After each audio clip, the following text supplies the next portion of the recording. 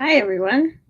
I'm adjusting my light here, and we are waiting for our guests. But I just wanted to start on time and make sure that we were all good to go here. But just waiting on Des here. Des with Mother Prepper is our guest today, and I'm going to put a link to her. Whoops.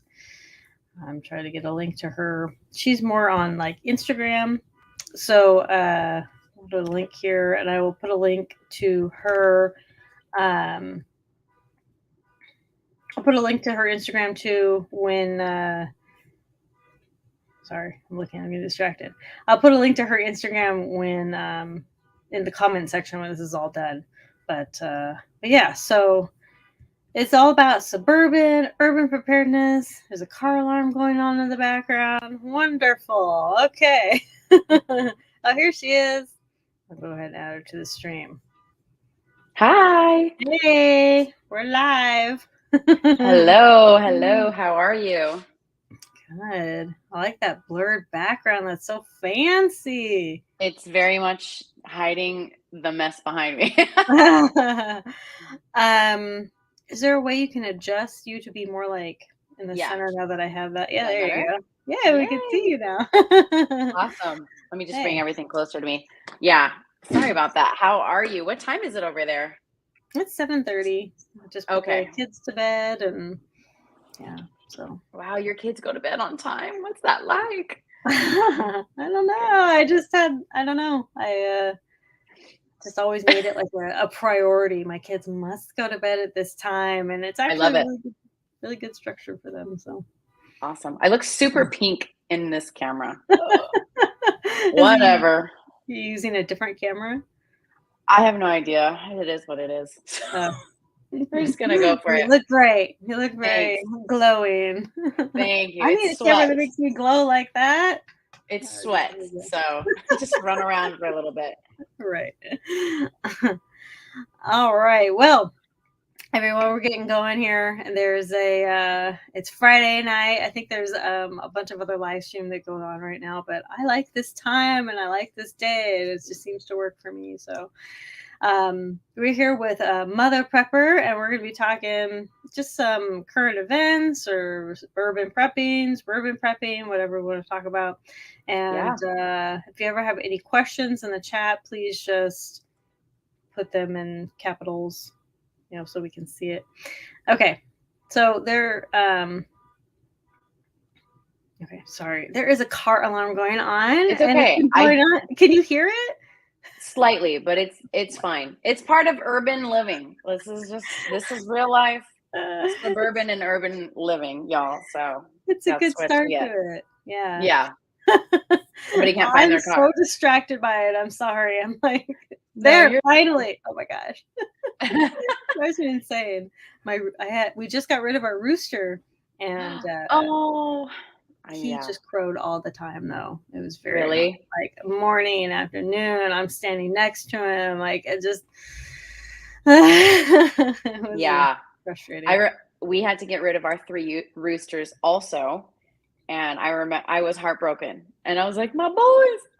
So, I know. And but then you're down chickens, and then like if you get new chickens, you have to yeah. like reintroduce them. But tell us about your urban garden and your Oh, suburban. I guess you are suburban. What yeah. are you classifying as urban or suburban? I do use them interchangeably. I would say most appropriately it's suburban, since although our nearest city isn't too far, Mhm. it's it's definitely more suburban prepping for the most part, simply because we don't quite live exactly like in the heart of like a downtown setting or anything Yeah, like that. yeah, And that would be a little different, but we are often in that environment, right? yeah.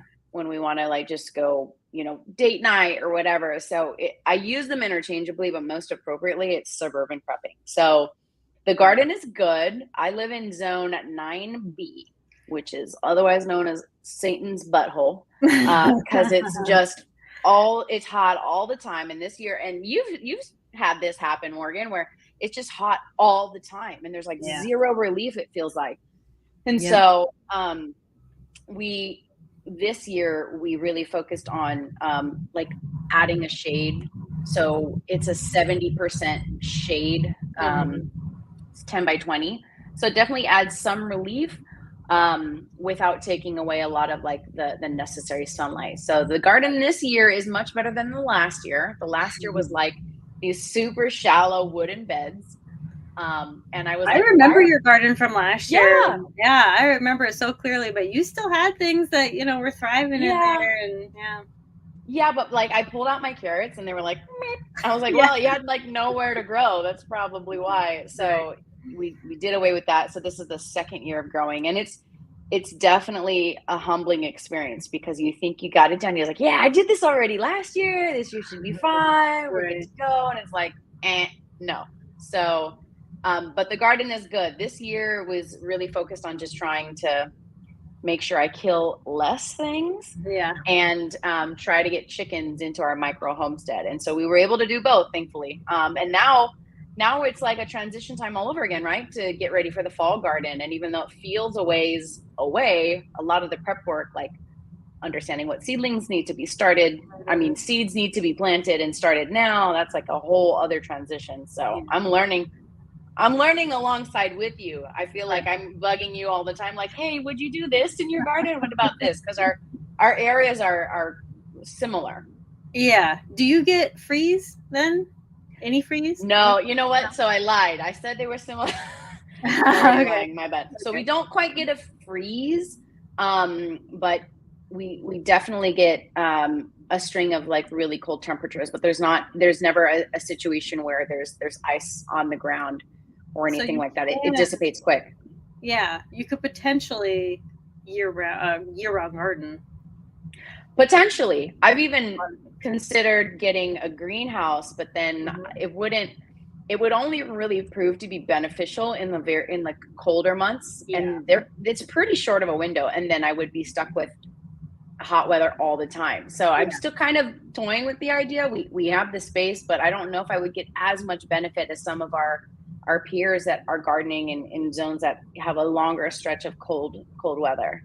I would just do the some colder weather in that other times outdoors. That's what I would do. Things that are kind of frost tolerant and things like that. The real cold ones. That's what I would do. But, okay, that's a good point. Okay. Thank you. I want to see that year-round garden. I know, me too. I'm like, oh my gosh, what I gotta like start planning now. Otherwise, I'm gonna be behind the times. And that's why with the spring and summer garden, I had to buy starter plants. And at one point, I was like, I'm such a fraud. I'm buying starter plants. But honestly, everybody's journey is gonna be a little different.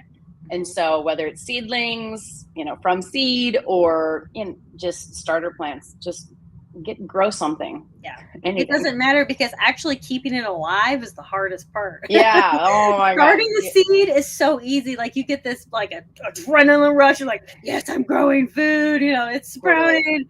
But then actually keeping it alive until it produces and then through it produces and whatever. And like knowing when to harvest and all this stuff. That's all the hard part. So. It really is. It's the harder part. You're right. You're absolutely right.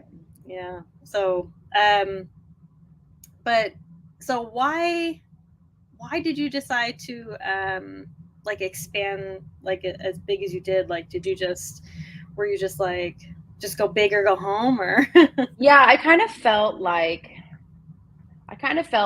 I was, first of all, whenever I have space in the house and it's not being utilized, it bugs me. I'm like, I need to use this space. And so that side of the yard just was dead space and we hadn't used it for years after we moved in. I had ideas and then I was like, this isn't going to work there. And then I took a hand at growing something the first year and I was like, okay, this isn't as terrible as I thought. Because I thought it was going to literally like just scorch everything. But things that were edible came out of my garden. And so I was like, okay, we could do this. And so I just figured, I knew if this is the route I wanted to go and really challenge myself to build that skill set of gardening and trying to grow something, I really had to commit. And I needed to do my part to set myself up for as much success as possible. Yeah. And shallow beds that were like rickety and thrown together were not going to cut it. So I knew there was an expectation of how long wooden garden beds would last. And I just said, you know what, I might as well make the investment now. We have crazy weather swings up here in Northern California. I should probably just invest in materials that I know are going to last. And so I narrowed it down to metal beds. And then I was kind of mapping out the square footage, and I was just like, F it. Put 6 in the car. You know me. I was like, whatever. I'm gonna, like you said, go big or go home. I was like, if I'm gonna grow something, I want to really just like fully commit to it. And so I bought 6 beds, and now I'm like, why didn't I buy 9? Right. So, you know, it's so kind for of the like fall garden, garden, you're getting a few more. Is that what you're saying? maybe I'm throwing it out there that I'm going to probably try to get more beds, because I was thoroughly impressed at how much the output was with like me trying to pretend like I knew what I was doing and having 6 beds. I was like, wow, I'm like up to my eyeballs in cucumbers and tomatoes. And I should have known. I planted like 3 varieties of each, but I was thoroughly impressed with what it produced. And I was at the point where I was like, I want to grow more things. I'm just like literally out of space, because you have to think of, you know, like plant compatibility and what's good companion wise. And I was just like, I'm out of space. I never thought I would like run out of space. So, and I feel like it's like chicken math, right? When people get chickens for the first time, they're like, oh, I'll get 2. And then you're like 20 chickens deep, and you're like, I don't know what happened. So I do know what happened. They're amazing. So the gardening has truly been just like fun to really challenge myself to learn how to grow something edible. And you totally savor like the first crops that come out of your garden. You're like, I grew this. You know, it's like that Castaway scene where he's like, I have made fire. Right. It feels like that, and it you know grows with every like new crop that you're adding to your garden. But and honestly, and I think I shared this on Instagram too, it truly was my sanctuary. It still is for a lot of like when the world is loud, when my emotions are full, right? Balancing like trying to do my part to share my preparedness journey and a full-time job and being a mom, being a wife, going back to school. I was like, I need like a break. And so the gardening was truly like a nice escape just in the backyard, because for a long time the rule was like, if I'm doing maintenance in the garden, no phones. And so it was nice, it's quiet. We'd still have like the car alarms of the urban the suburban prepping environment, and like helicopters. I'm like, I wonder who they're looking for, you know. So you still kind of get like that distraction a little bit, but it was truly nice to just be in the garden and focus on that. And it's still super like a meditative space for me even to this day. Let's see. So this person grows in gardening 9B and uses a greenhouse year round. So I was actually going to say exactly. Oh shoot, it's like a sauna. It's like a sauna in the summer. You know what? When I was in Arizona, the high desert of Arizona, it says it's the same zone as here, right? Whatever. Are they lying? I like never believe zones, because it's always like, well, sure, zone 8A and zone 8 here, 8A here in Central Texas is not the same as zone 8A in the high desert, of Arizona, but they say it's like the same, right? Because of frost zones and stuff like that, and stuff like that. So, but anyway, when I had my greenhouse, I had it in the summer, and I was growing more things in the greenhouse than I did outdoors. Yeah, it thrived in there, and you'd be surprised. I mean, they, plants love it. So I'm gonna have to revisit this idea, because I just thought it would be like intensely hot in the greenhouse in the summer in 9B, and I was like just shooting myself in the foot. So I'm gonna have to look this up. Yeah, you could still do like the shea cloth and everything over the greenhouse if you wanted to. I never did, and things still just like took off and thrived. So, but you obviously have to experiment for your area or whatever. But nice. And then let's see, local neighbors planting one large garden, like a community garden, I have to assume, kind of thing. That's cool. Yeah, I love to see it. I wish we had more of those. I know we can't really convince everybody to turn their backyard and front yard into a garden, but a community garden. I mean, we're on That's the way. my mission. I know, we're on the way, but a community garden is super cool. I love seeing those pop up. More schools are doing them too, which is amazing. I'm just overjoyed to see it. I know. When I got here, I wasn't really thinking about community gardens in years past, but then I, got back to Texas, and I looked up community gardens, and there's way more than I ever thought there was. But even so, like, as much as I didn't think that there were any, and then I found like a bunch, it's still like kind of struggling because these people still need, they need like volunteers, and they need, monetary assistance and all this stuff. And so, any way that we can help. But another frustrating part was I actually reached out to a lot of these community gardens, and I was like, I want to help, I want to help, do all this. And like, I got like one person that replied back to me. Like, you guys need all this help. Like, it's on your website. I'm like, use me. Yeah. Like, I'm reaching out. Is there an intake form I should be filling out or something? Right. No, but kudos to you for like just trying to like reach out and offer any assistance. Because I can imagine if there's times I feel like I'm behind in my garden and they're doing like a community garden and they're short on volunteers, it's an effort. I'm not gonna lie. If anyone in here is like not had a garden and been thinking about it, it does require effort, but it's like so worth every ounce of effort you put forward. Every year is going to be an experimentation too. Like you were saying, your first year, yay, I can grow things, you got empowered. I'm sure some things didn't work out, and some things this year are not working out or whatever, but it's always an experiment. You realize you needed the shade, you realize, all these different little things. And that's what gardening is. And every single year is different because of the weather, because of, pests or whatever, the things that we can't really control that much. So, it's always going to be an experiment and something fun. But my neighborhood is a community garden by the Native Garden. Oh, Central Valley of California. We got a lot of California in here. Look, California represent. Another NorCal here. Oh, neighbors, not too far from you. That's awesome.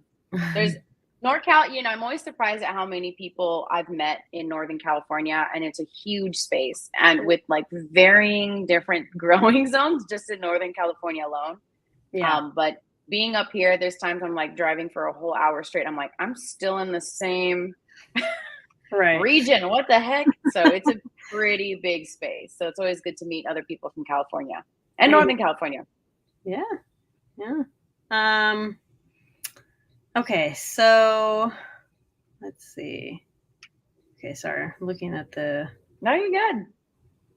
Okay, so a question that is asked by what everybody wants to know is kind of like how you got started prepping. Now, we did a podcast on my podcast, the Road Preparedness podcast. We also talked about a lot of this stuff, but if you wanted to listen to that, but tell us here and now, how did you get started? I thought you were going to call it your Roadcast for a second. I was like, oh, that's awesome. You should keep that name. Roadcast. So I think the year was 2017. I live in Northern California, and one year we were just hit with it was like a double whammy of like natural disaster. It's like God was like, watch this. So there were like fires, crazy fires one year, and of course fires are continue to be a challenge up here in California. That's just the way of life. And the same year we had intense flooding, and I was like, you've got to be kidding me. You couldn't have happened like this happened at the same time and cancel each other out or something. So that year was particularly challenging. And even though we weren't in the immediate path of like any fires, thankfully, or any immediate like flooding, there was definitely a risk that our neighboring towns and cities were either going to be burned down or underwater. It was insane. So I think that was kind of, and I didn't have children at that time. That was kind of the catalyst of me thinking like, I'm completely unprepared. I remember turning to my husband. I'm like, first of all, where would we go? Like, where would we even go? Do we even have a plan? And like, if we had like 10 minutes to leave, right? Because sometimes when there's fire approaching in California, you have minutes before, to evacuate. I was like, what would we even grab? We'd like, okay, we'll grab our dog. What else? So we were completely unprepared. And I'm a project manager by trade. So the like planning aspect was like, all right, kick it in, high gear. Let's start planning and prepping. And so I really just fell in love with the process of just making small changes every day to just improve my preparedness and my readiness score personally. And so that just gave me an opportunity to focus on, what can I do to assess what my the high likelihood of risk would be in my immediate area? And what can I do to be more prepared? And my journey, and again, everybody's journey is going to look a little different, whether you're starting with food preparation, whether you're starting with, your car kit. I started with bug out bags because at the time that was the most pressing thing for me. Yeah. I wanted to be ready to flee if we were going to be on fire or underwater. And so that's what made sense for me. I started with bug out bags, and every season I'm revising those bags.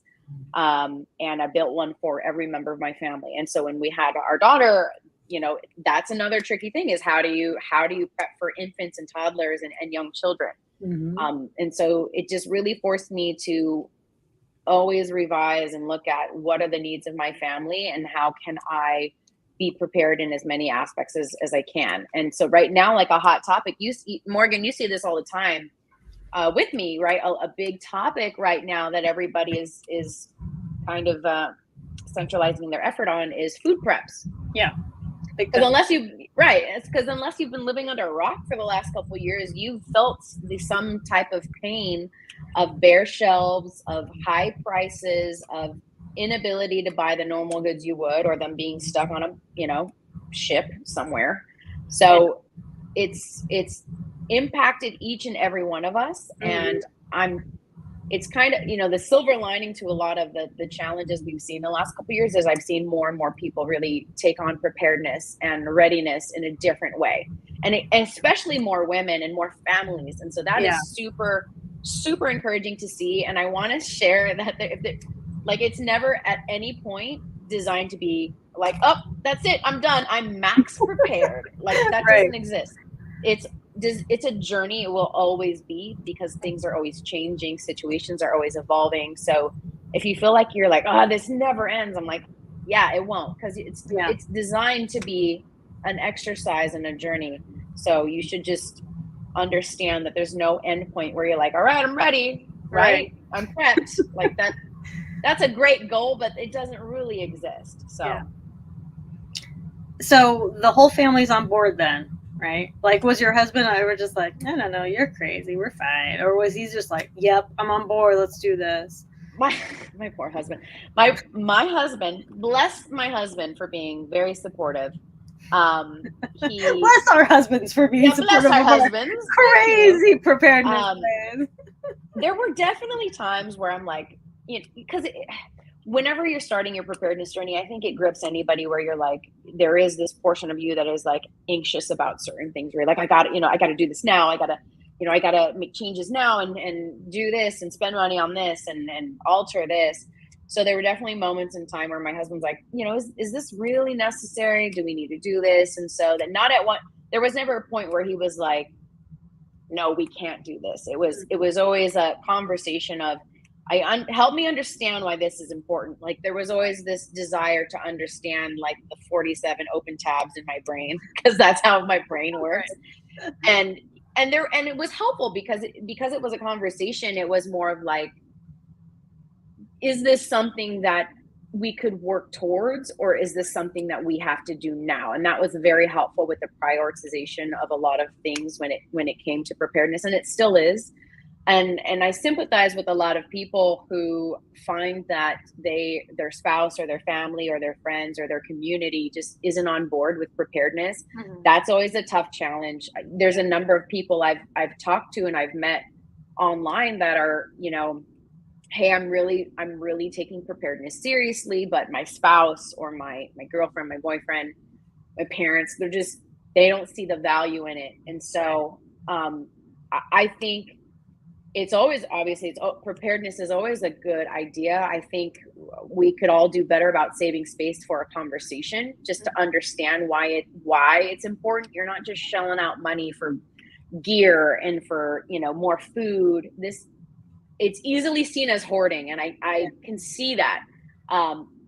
But when we kind of seek to understand why there is this drive to become more prepared, I think that brings on a good conversation rather than just dismissing it as hoarding. So I sympathize, and I definitely can understand how that's super challenging. My only advice, if there's anybody that is encountering that, is just to keep going. and just try to do your part, to educate and share your wisdom where you can. But some people really have to come to that conclusion on their own. But the last couple of years have been a very good teacher, let me just say, of like showing people why preparedness is important. And it doesn't have to be like waiting for a natural disaster. It could be something like job loss, or, reduced hours, or like, oh gosh, there's so many reasons. A pandemic. So, I mean, the list goes on. Right. Okay, well, so everybody's kind of on board, your little, of course, she just kind of goes along with everything, right? She's a really good helper in the garden. She's going to be our future gardener, right? I hope. She loves the chickens, all that, right? Yeah. She does. She's definitely learning, and I think it sets it gives me the chance to really layer in a lot of the preparedness aspects that I want to teach her and empower her to do. Like, she and I are both doing jujitsu on our own, and I feel like that is a big part of just self-reliance and self-defense that I want her to continue to feel empowered to know how to respond and react in situations, whether it's, self-defense, or if it's something that that she can kind of see, hey, crops this year might be difficult to come by. This, maybe I should grow more of this, or this is how you practice, livestock husbandry, just having the skills and the mindset that you can continue to learn and you can make adjustments so that you are more self-reliant. So, because there's so many instances, Morgan, you see this all the time too, right? As a suburban prepper, where a lot of people will rely on convenience items and convenience processes. We have DoorDash, we have Uber Eats, we have Instacart, and don't get me wrong, those are awesome and they really serve a purpose for people who truly need it. But the vast majority of us that are using it could do without, right? Could probably grow some zucchini. Right. So I think we've stepped away from a lot of these really critical skills and just the mindset that we can and should learn how to do these things, just in case. And so it's exciting to see a lot of that coming back. Well, I think it's super interesting what you're saying here, because what was the statistic? I don't know if you saw it recently, but it was a meme, and I don't know how truly, true it was. But memes are always real, Morgan. What are you talking about? It's true. But yeah, it was something like, I can't remember the exact percentages, but like during the Great Depression, like almost everyone had a garden in their backyard. Oh yeah. And now, like, 1% of the population maybe has a garden. I think that's even a high number, to be honest. But it's like, it was the Victory Gardens, right? Yeah. Yeah. I don't remember the exact percentage, but I remember that it was like such a huge number, and it's just like, and it's true, because you don't. And now I can't see into everybody's backyard, you know what I mean? And so I'm not like, oh, my neighbors don't garden. I don't know. And they probably don't know that I do either, because they can't see. We have these tall fences. That's probably another thing that continues to divide everybody, but that's not the point. I love my privacy fences. Don't get me wrong. Like, yeah, I'm looking at my stuff. Okay. But I think that if every single person had a garden, it would take so much pressure and weight off of the agriculture. We wouldn't. It would. I mean, if you think of a grocery store and all of the food that is in that one grocery store, times that by the thousands of grocery stores that are in the United States alone. That's not even exporting our stuff. That's just in the United States alone. So times that by however much, however many grocery stores there are. I had a number at one point. I'm not good with numbers, so I never recall exact facts and numbers, but look it up yourself, and it will blow your mind to realize how much production and how much food is actually happening. Yeah, and to feed the whole U.S. And and then that's not even counting what restaurants need, or to feed the animals that are feeding us, all this stuff. Yeah, it's a lot. Yeah, even the skill set of learning how to cook from scratch Mm-hmm. And listen, I grew up in the Bay Area. I grew up in the city. So that was not exactly on the curriculum of like learning how to cook from scratch. If I did learn anything, it was, recipes that my family made in the house, and I truthfully could have done a better job to paying attention. But now as an adult, it's become a personal challenge of just trying to figure out, okay, what dishes does my family like? How can I recreate this at Mm-hmm. home? And I think it serves, two purposes. One, you are developing that skill set of knowing how to cook from scratch, right? Mm-hmm. If restaurants were suddenly just not really an option, and that proved to be the situation in 2020 and 2021. A lot of restaurants were just not available. They're just shut down Yeah. for health reasons or other reasons. A lot of them went out of business. And so, are you learning how to cook from scratch? Mm-hmm.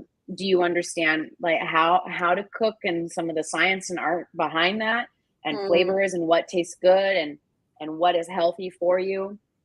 But also, I feel like if more people did their own gardens, as you mentioned, we would have such a stronger community of exchanging crops and lending skills where they were needed. And I feel like a lot of the times I don't even know all of my neighbors. Let me just put it Right. that way. And that's how it is for many people, where you live in kind of a space where everybody kind of keeps to themselves. And yes, privacy is important. However, how much stronger would our community be if we all put forward an effort to thrive Yeah. as a community? So Yeah. there's a lot of work to be done, but I think the one thing that is super encouraging is that you see more and more people just showing interest in what this would look like if we Yeah. were just made small adjustments to become more self-reliant and invest in our communities.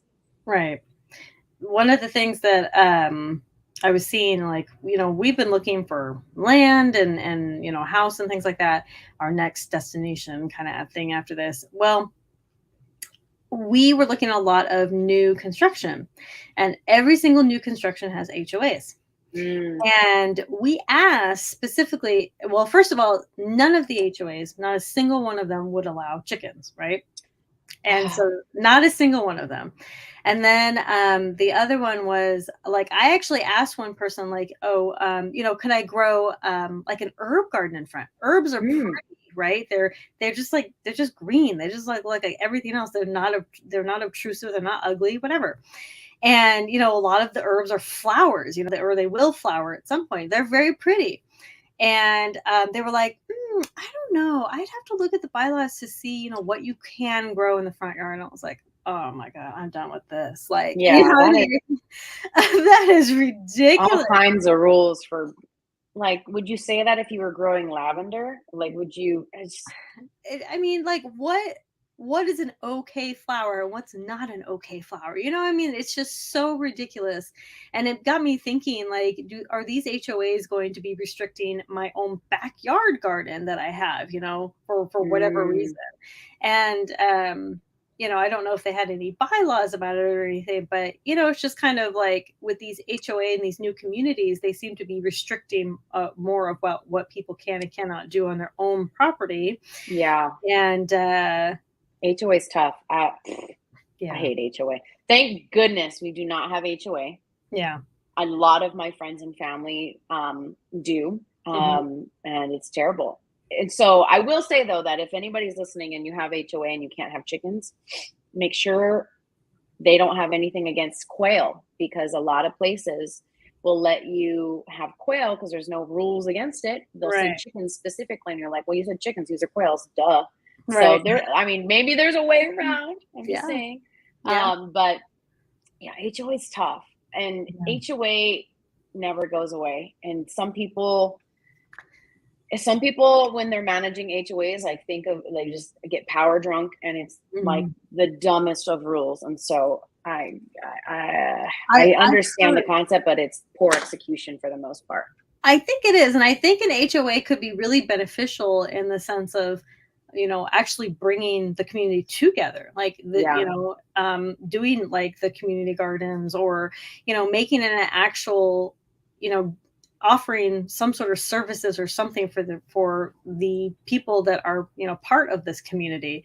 You want to make these rules, and let's make them a positive impact for everyone so that we can all, you know, benefit and be, you know, better people and better neighbors and whatever. And so yeah, I think that there's so much possibility with HOAs, but I just think that there's just so much.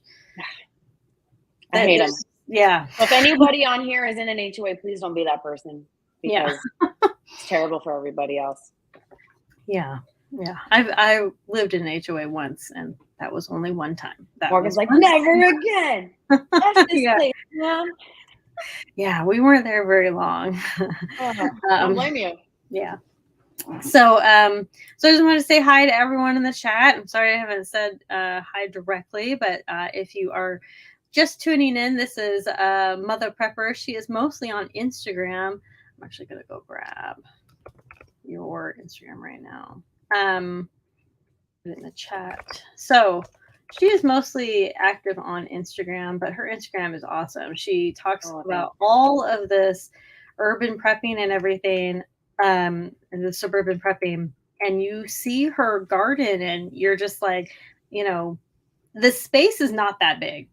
It's not. I think it's 20 by 40 feet. Mm-hmm. Yeah. Yeah.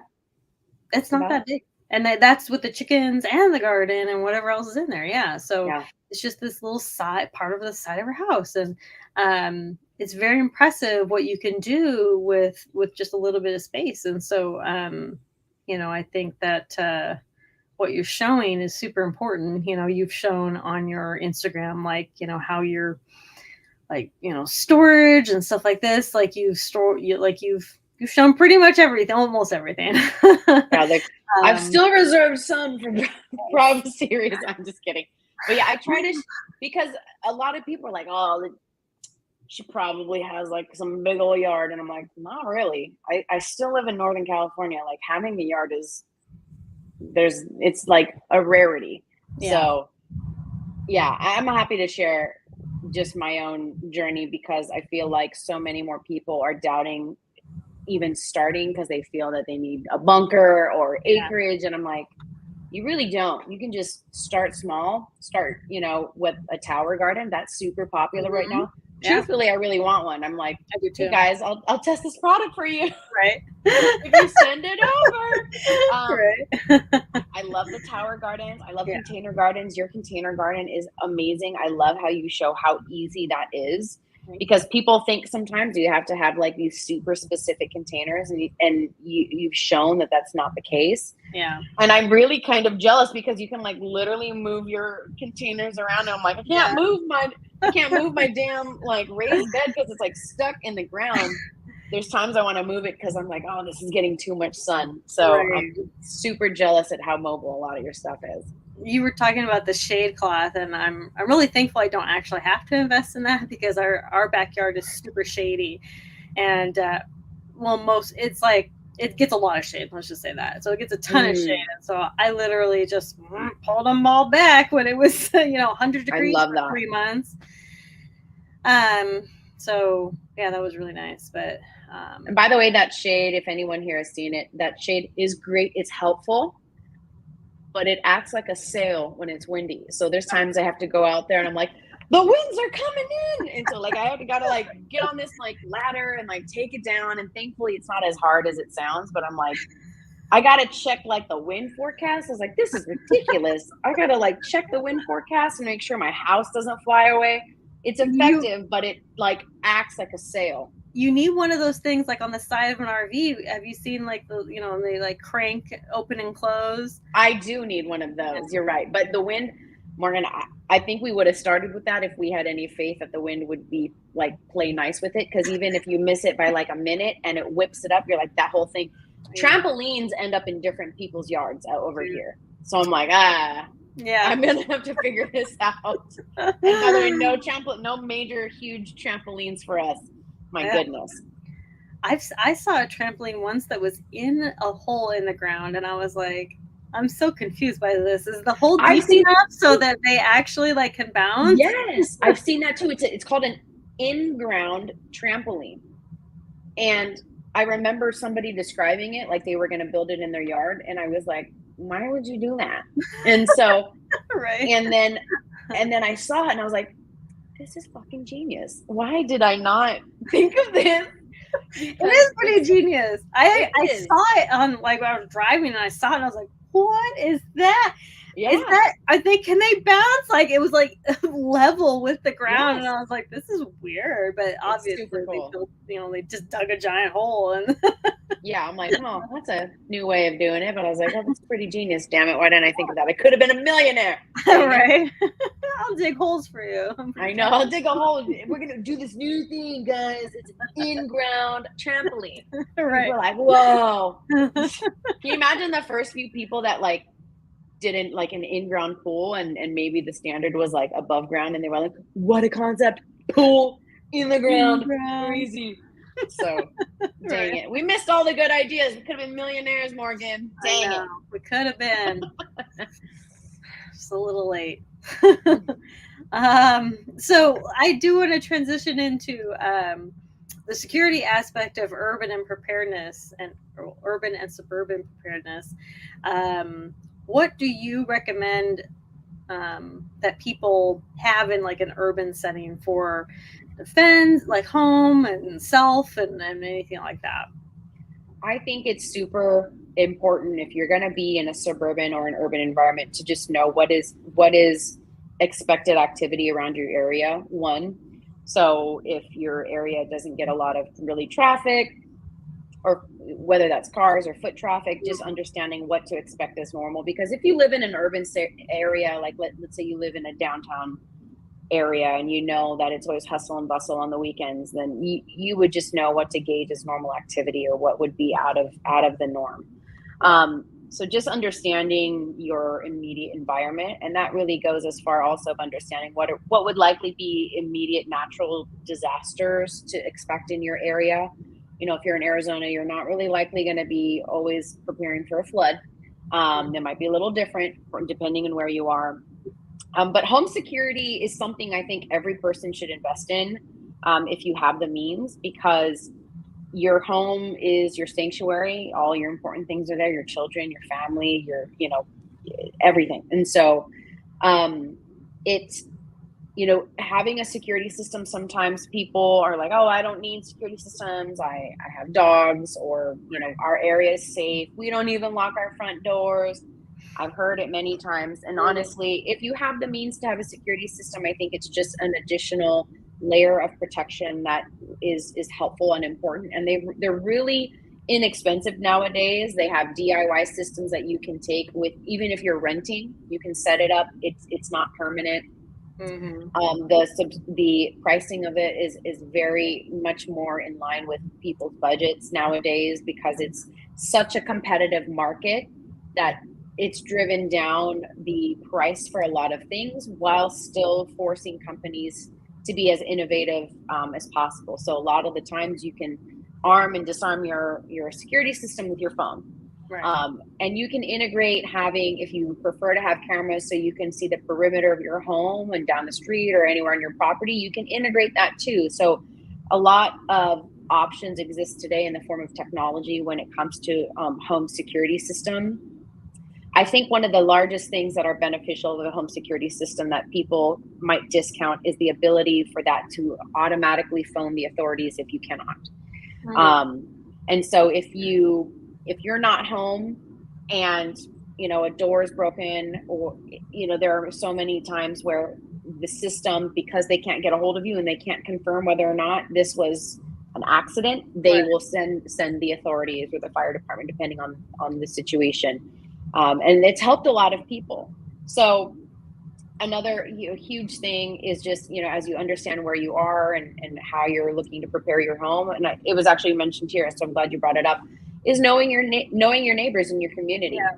I'm fortunate that a lot of people, even though I don't know all of their names, but everybody is still, able to come outside, say hello, even if it's a friendly wave, getting an idea of who exactly lives next door, so you're not caught off guard if somebody parks in your front the front of your home. You're not like thinking everything is super suspicious, but getting to know your neighbors, building a community.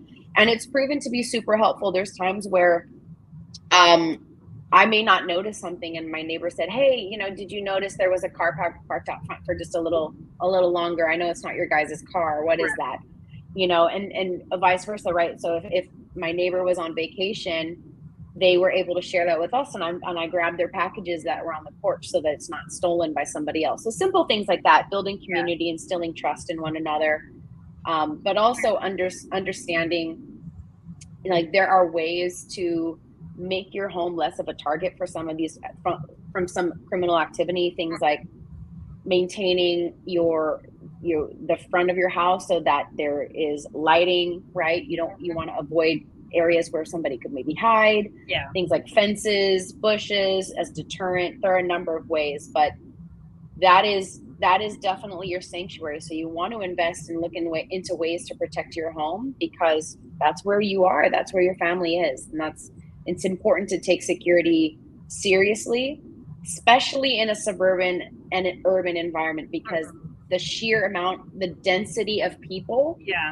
is something that you'll have to consider, that most people, if they live, in the countryside, really don't have to, because it's not often that people are going to be venturing out there. But in a city or, suburban environment, there's people all the time coming and going. Yeah. So you really need to, you need to just adjust your preparedness and your security. And that could be as simple as, again, like getting an alarm system, or, reinforcing the locks that you have on your doors to make sure that it's not, you can't just like kick down a door. There's a number of ways. But I think everybody should really look at their home and just take a quick sweep of vulnerable points in your own home and see what you can do about that. Yeah, I think what, you're saying, you're talking about a whole bunch of layers, and you're talking about a whole bunch of deterrents. All these things are not supposed to like completely keep every single person away. It's not, these systems are not supposed to defend for you. They're just supposed to be layers. They're supposed to be deterrents. They're supposed to be, oh, my alarm is going off. Why? Oh, my dog is barking. Why? Oh, my light just went out. Sorry, the motion light just went on outside. Why? It was an animal. Yeah. Wind, but it could be whatever. And I take all these things very seriously. Like if my dogs are barking, I take them seriously. If there's anything on cameras, take it seriously. If there's anything, on your Ring doorbell, I saw that mentioned in here, take these things seriously. And sometimes, again, it may just be nothing. It may be somebody driving by, or maybe somebody, the wind, or your flag, flying in the wind or whatever. But, it's always important to take these things kind of seriously. But this one is kind of funny because sometimes I leave my trash can out for like days, and it's not because I'm not there. It's not because I'm not there. It's because I am lazy. But actually, I don't do that anymore. That was like a long time ago. We used to leave our trash cans out a lot, like for days. It's definitely something to consider, right? Because also the other thing that's to that same point, right? If you have just Amazon boxes that are stacking up because you're not home, like if you're going on vacation, kind of tell a neighbor, maybe like don't order stuff right before you go on vacation. Right. And sometimes you really can't help it. So just have a plan, but really nothing says I'm not home like newspapers packed high and delivery boxes that are just there. We used to get this free, sorry to interrupt. No, go ahead. We used to get this free newspaper. Nobody subscribed to this newspaper. It was just sent to like every house in the freaking city. And I was so annoyed by it because I don't want newspapers, but it just kept piling up and I have to take it in because for that very reason, I was like, if these just keep piling up, one, it's trashy. And two, people are going to think They're like, how do I unsubscribe? Damn it. Dude, it was so annoying. It sucks. And that doesn't even cover, and everything we talked about doesn't even cover like personal defense and what that would look like if somebody had gained injury into your home. And so I know you and I are both like-minded when we look at personal self-defense and our tools of choice, right? And so But we have to also recognize that not everybody is comfortable with firearms and using force in that way. And even though that's our preference, we're comfortable. It took years of training and continued training and education for us to be in this space, right?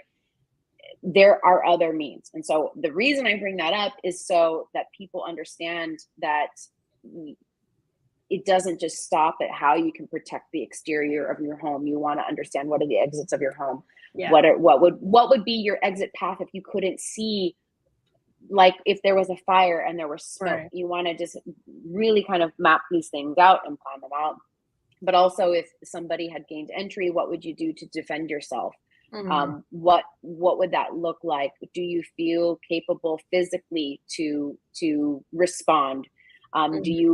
Do you feel that you would need to, take up firearms courses to feel more comfortable as a means of self-defense in your own home? Or are there other tools that you can utilize that are not, not firearms that you would like to start with? Just asking yourself the questions so that you can start that opportunity to really dig deeper in personal defense and home defense. If somebody was to gain entry, that's a hard conversation for a lot of people to have with themselves, because nobody ever wants to think about, what if somebody was to break down my front door, what would I do?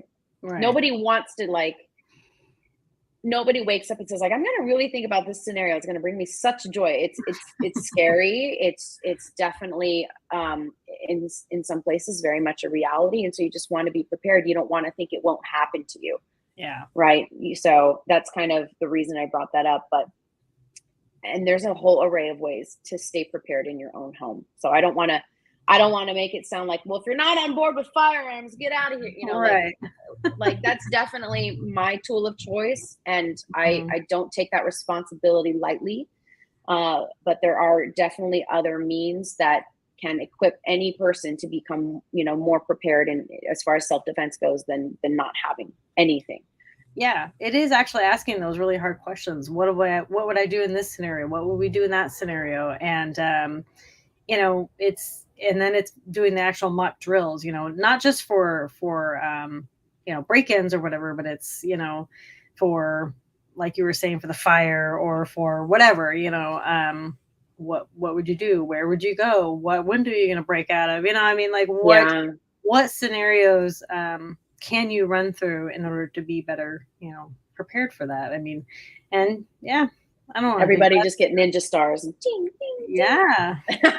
I want ninja stars. Dude, that would be so cool. But I'm so not equipped to do that correctly. I'm going to hurt somebody. I've tried to learn how to throw knives, and it is hard. These people throw knives in videos, okay? You make it look too easy, and I don't appreciate that. Yeah. Come on. Somebody drop a few ninja stars and make me feel like this is reality. My goodness. Right. But yeah, it's very cool. But there are other ways. And there's a variety of options. But it is something that you need to think about. Yeah. Yeah, for sure. Yeah. I think it's just like with any other preparedness, if you're talking about a bug out scenario, well, you're bugging out for a reason. So where are you bugging out? So these are the type of scenarios and the what if situations that we can be constantly thinking about, and share it with your family. I think I actually want to talk about that for a second. You need to share this stuff with your household and your family. You need to share this stuff with your household and your family because, if you know what to do, that's great. But if your family has no clue and you're like shaking them awake in the middle of the night, go to plan B, or whatever, they're just like, what? And so, activate, plan, evacuate. And you're like, well, what's happening? Right. Right. So, share these ideas and drills, and do these things with your family so that they understand. And it is a little tough with kids, but I try to make it kind of fun. We just try to make it kind of games, things like that. There's a book. I wish I had the exact. I'm looking at my bookcase and I'm trying to remember. I was gonna laugh if you were like pulled out a kid's book and it's like, how to get out of Dodge. And you're like, well, it kind of is. It's a book. It's kind of like it's a book about like playful preparedness, I think is what it's called. I love that. And it actually has really fun drills for kids that teach them, preparedness and all this in really fun ways. And it's actually a really good book. And yeah, so there's always ways to teach without, scaring everybody in the household, just going from one place to another, kind of thing, or, observations, situational awareness, all these You have things. to get that book. Yeah. Oh yeah, you have to. I'm gonna do a book live stream at some point. I keep rescheduling it, and I'll talk about that. But yeah, it's a good book. No, I want to hear about it. Yeah, especially because we both have kids that are in similar age groups, right? And so it's always tough, and I feel like a lot of parents will put off the topic of discussion, right? Because preparedness, it can be a very adult conversation with a lot of tangents, but just the idea of empowering your children of all ages to understand how to respond, because if a fire was to suddenly break out, you would want to know that your child knows how to open the window to get out, or knows how to like roll the fire ladder outside the window, or what to do. I think what's scary to me is to envision the children just with this analysis paralysis and just not being able to respond in any way because they're like unsure or scared or just and so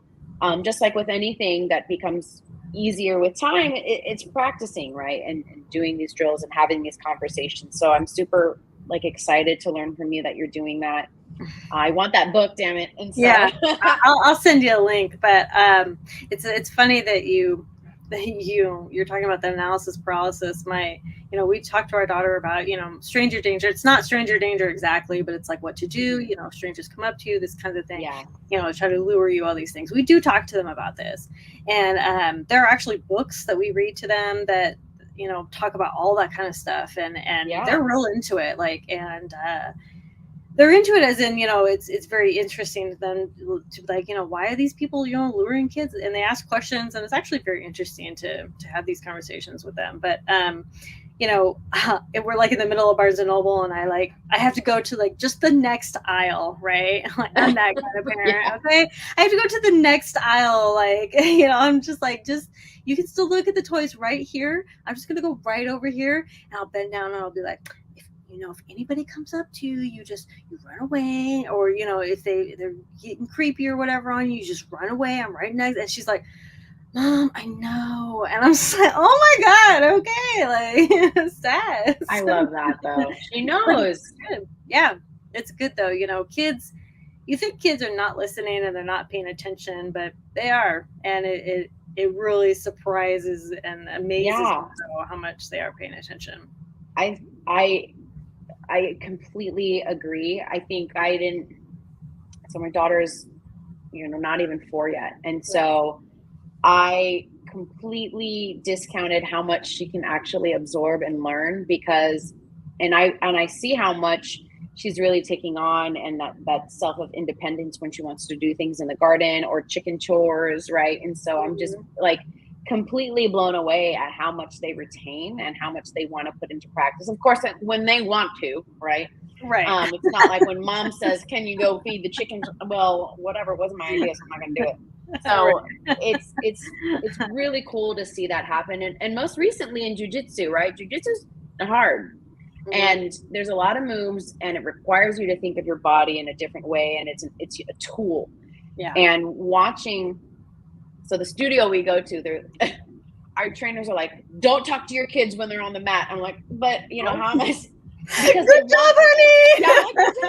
Yeah, but also when she's not doing something, I'm like trying to like chime in as like coach too, and the coach is like, "Don't do that, let them learn."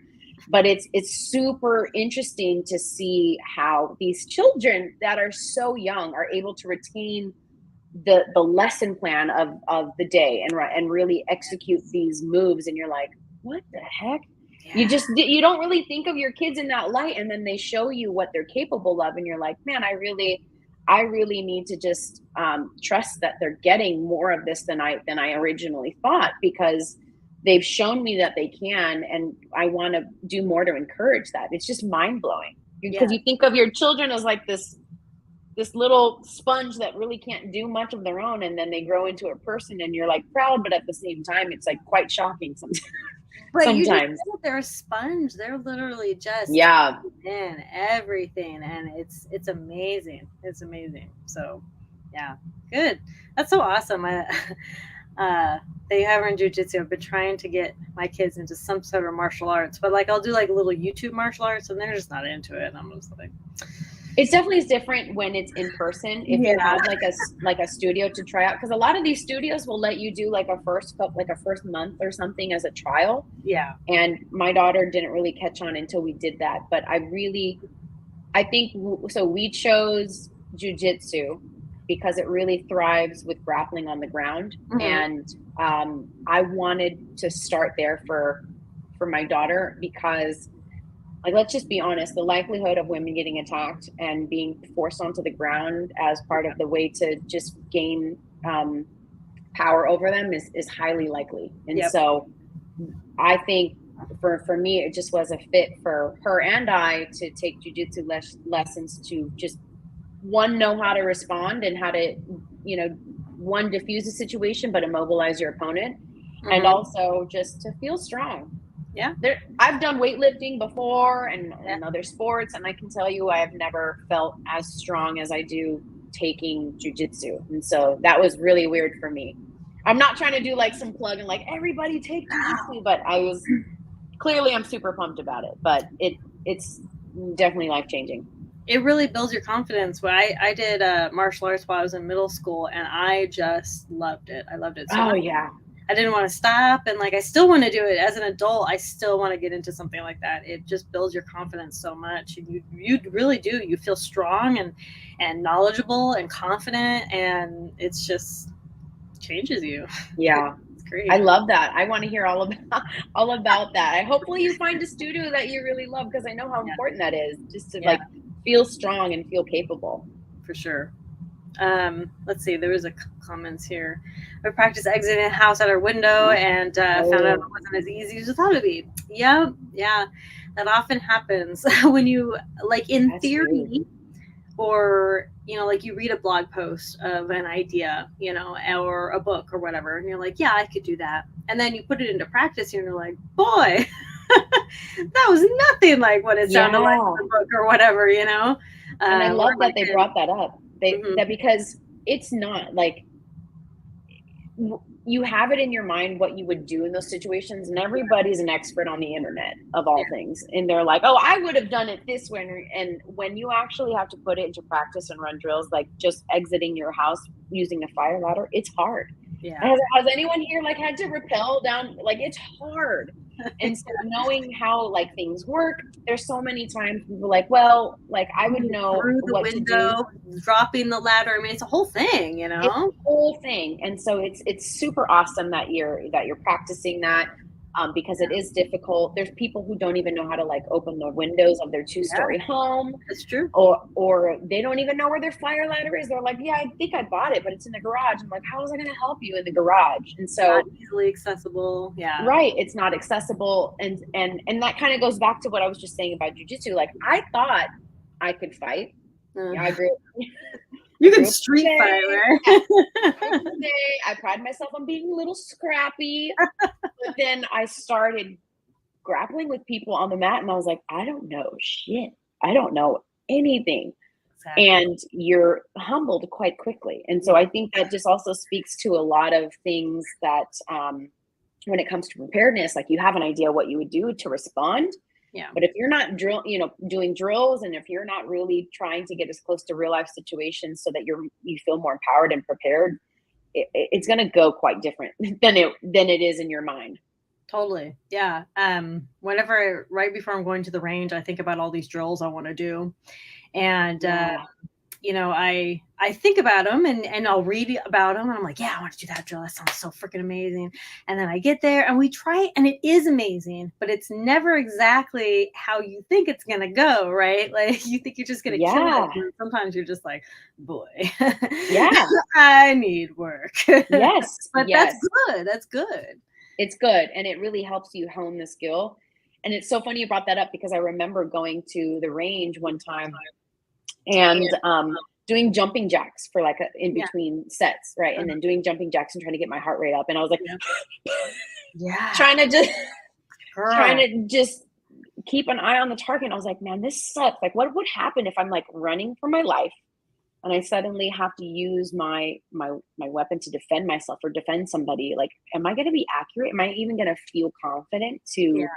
to have to resort to this? It's so, I mean, that's just jumping jacks. Yeah. That's not even trying to get out of your car to respond or get a, a large enough distance between you and the threat. Right. You I know, know. so these are all super important things, and I wish more people understood how these situations can really make a difference in what you think is going to play out in Yeah. your mind versus reality.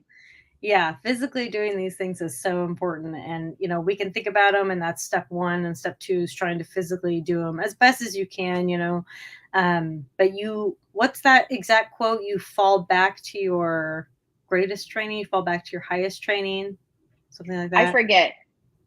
Something like that. Yeah. But Words are hard. whenever, I'm not remembering. I literally just saw it the other day. Boy. It's gonna come in your mind like right after we end the session. You're like, damn it. Well, it's something like that. Like you fall back on, your most advanced training or whatever. So like if you have never done it, if you've never physically done it, you've only thought about it, you won't fall back on it because it's not going to be something that you actually physically did. You're not creating those mental pathways, you're not creating the physical muscle memory, and so you simply remember thinking about it, or you won't remember at all. Like if I bought a prep and I set it on the shelf, I've never touched it, I've never used it, I will never recall it. Yeah. And this has actually happened to me a couple times. I bought a prep for a specific purpose. I never used it. I never recalled it in that situation. I never thought about it and said, okay, I need to use it. This is the perfect scenario for whatever this is. Mm-hmm. And I realized afterwards, and I was like, oh man, I really wanted Yeah. to use that for that scenario. And I didn't because I never used it. Mm-hmm. So I'm guilty of that too. I think we all are. Yeah. Definitely.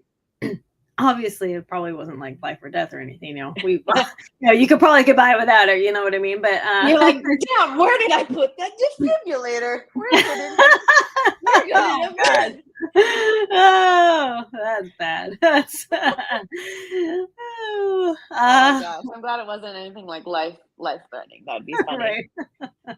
I was just looking at one of the comments. I was laughing because sounds like a plan said that they make it look so easy in the movies, and they do.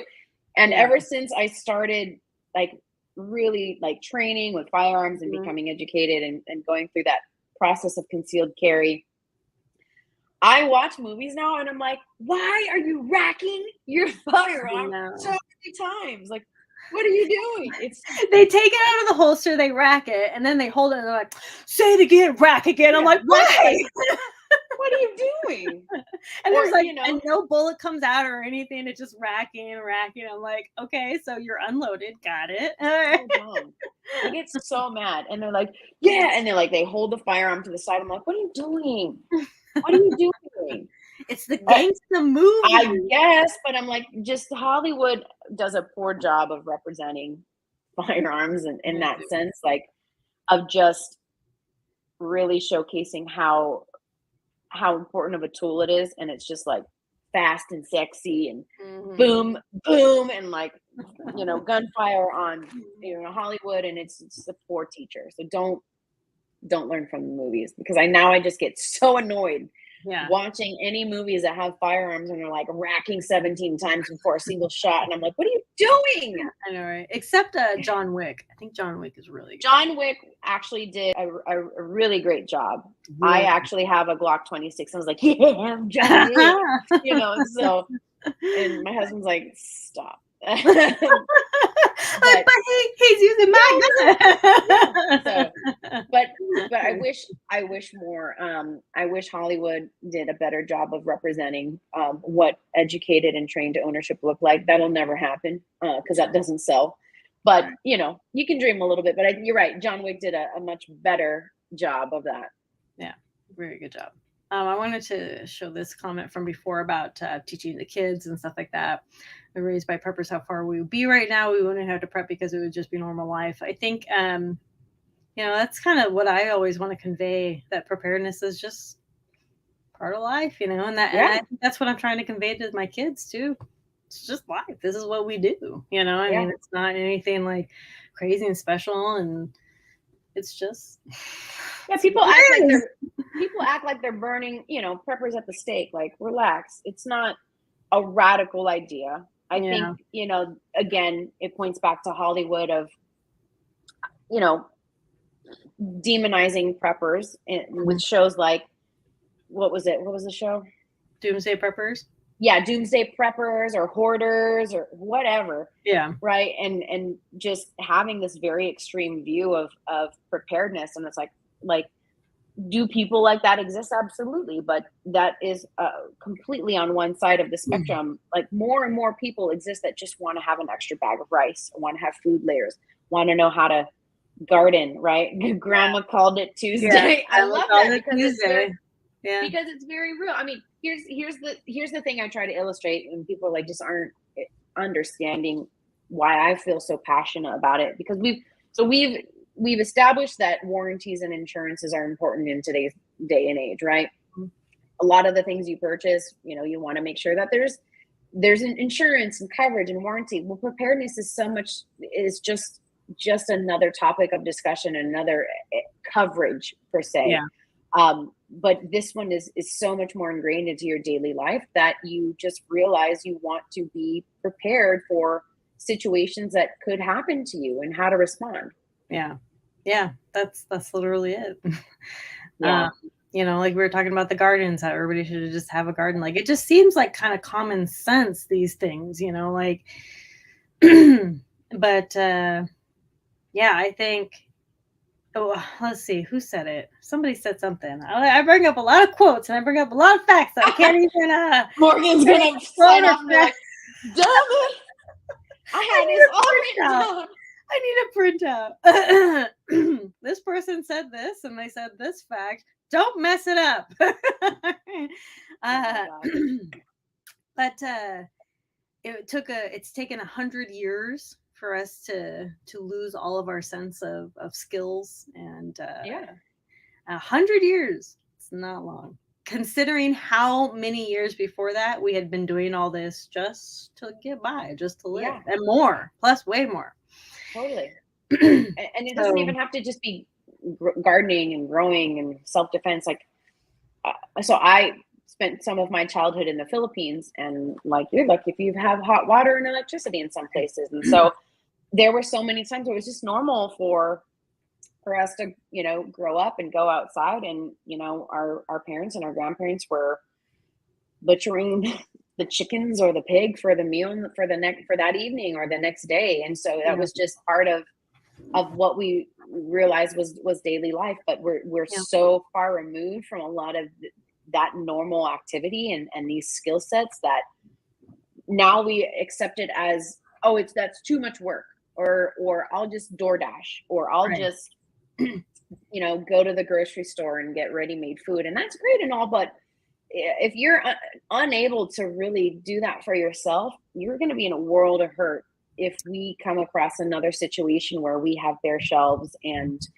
you know, we just have a super weak logistics. And I will say, I live in California, and I know out in the California side, we didn't see as much of that pain of bare shelves and things just not arriving on time and not being able to get your hands on you know, even perishable goods, because we have so many ports, and we're usually the first distribution point when things are imported. And I remember thinking about that, like, wow, we are incredibly blessed that we're not feeling this pain. And I have friends and family and peers that are in, you know, the Midwest or in other states, and they're being hit so hard. And that's if they can pay, you know, if it's in stock, they're even willing to pay like $12 for a watermelon, you know. So you don't want to lose sight of how situations can change so quickly. And even more so, you want to be able to just know how you would take care of yourself and your family if that was to happen, because it just took one pandemic to F up everything. And you really see how fragile things are, and it's not going away. I'm sorry. It's not. All these people are like, oh, it's behind us. I'm like, there's going to be something else. Things are getting worse in a different way. It's no longer the pandemic because the CDC came and then they said, all these, all the restrictions are gone. Yay! COVID doesn't exist anymore, basically, or something. I don't know. Anyway, so now it's different things. It's the food distribution centers that are or a war. It's the what? It's or war or another. War. It's never going to stop. Yeah, or the drought, and of course there are lots of things that are out of our control with the weather, like the drought and the heat and all this. It's always something. And like Lady Liberty Preparedness. Hey, I haven't seen you in a while, but so she, like she said, it's always something else, and it is. It's always going to be something else, and I think we're seeing it a lot more these days. We're hitting it a lot harder these days. It's almost as if they wanted us to become totally independent so they could hold it over our heads and control us. I think, honestly, it's all about control. And I said on my Instagram once that, politicians lie. Politicians do not care about you. Politicians, will continue to be corrupt. The entire system is corrupt and it's getting too big. Nobody cares about us. They care about whatever corruption they have going on in the government. And they're like, well, this is a really bad take. And I'm like, yeah, it is a bad take that the government literally doesn't give a crap about you. Yeah. It is a bad take. and that comes up time and time again, right? Where people, whether you have an opinion about it or not, let's say the government does have your best interest in mind, or entity or business or whatever organization has your best interest in mind. The sheer scalability of it, and let's just talk math, right? The sheer scalability of any one entity or organization being able to scale to the need of a natural disaster response, it doesn't exist. It doesn't exist even in our best efforts to really be there for our own citizens, right? You see flooding in Kentucky. Yeah. It's one little department for an entire city or an entire state or whatever, like you said, with just Kentucky. It's one little department, comparatively, to all these people that are in need. Yeah. It won't scale and it's not sustainable. And a lot of people say, well, there's FEMA, there's Red Cross, and there's local organizations. And yes, they do exist. But when something like this happens, even on with a smaller footprint, like one state being hit with a natural disaster, it takes weeks and months of that aid to actually be dispersed. And and I don't know why people continue to think that there will be some type of like savior stepping in.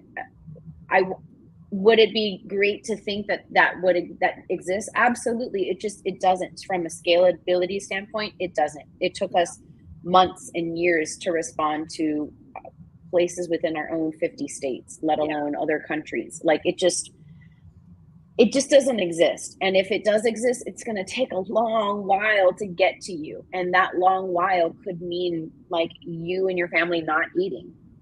And even if it just takes a day or two, that's a day or two of you like unnecessarily suffering when you don't have to, you know what I mean? Or like 3 days or 4 days. And I was just about to say this, Hurricane Katrina. Perfect examples of the slow government, but it's actually been this way for a lot of other natural disasters since then as well. And it's just been proven time and time again that those relief efforts, they take time. Like you said, weeks, months. I couldn't even get to some people in Katrina physically to provide aid, even if they wanted to. Right. So it's a shame. It's sad. Yeah. So, and what did I hear? It was something about an earthquake, and the first responders, they have to know that it's going to be safe for them and their dogs and whoever else is going to come find you before they even come find you. You know what I mean? Like, and so that's another really real scenario right there too, is because these first responders, they're still people, they're still human beings that have to take care of their own safety before they save other people as well. Yes. So that's just the reality. That truly is the reality of it. Yeah. You are your own first responder in a lot of ways when it comes to preparedness. Physically, for your family, a ton of stuff. And so And I don't want to make it just sound like, okay, if you build food layers or you buy a gun, you're good, right? No, it doesn't. No, that's not. There are so many things that go into preparedness. There's physical preparedness. Is your health, are you taking your health seriously enough to be able to respond and rise to the occasion should you need to? Are you looking at your finances in a way where you're trying to be as prepared as possible and understanding how can I organize this and make sure that I'm using my money and my savings efficiently so that I'm prepared if someone loses their job, if suddenly we have to buy groceries that have doubled in price. And so there's so many aspects to preparedness, and this is why we say it's a journey, because it's constantly evolving in so many ways and so many pieces of preparedness. Yeah, on that journey towards more self-reliance, maybe not 100%, but it'll be that more self-reliance of where you can pretty much take care of yourself. Yeah, better than a sitting duck who doesn't know what to do. Right. Yeah. So all right, I think that's all I got. This is a really great conversation. We're almost an hour and a half here. I should probably let you go. Oh, I love it. Well, thank you so much for being on, and thank you everyone for being here, for interacting or just listening or whatever you were here for. Appreciate you, and I appreciate you, MuthaPrepper, for being here. I'm going to put your Instagram in the comments and the description of this great video, but everybody should go check out her Instagram. It's great because you show your personality, and she's so funny on there, and she's just always cracking me up, and she's so personable, and she helps people be prepared by showing her own journey in preparedness and in the suburban environment. So please do go check her out. She has an amazing page. So yeah, thank you so much. I appreciate it. And Morgan, I will always echo, was one of the people who inspired me to start this journey. So she is a wealth of knowledge. So thank you so much for having me. That's awesome. Always. All right. Well, thank you. Thank you so much. You're welcome. I'll see you soon. I'll see y'all later. Bye. Bye now.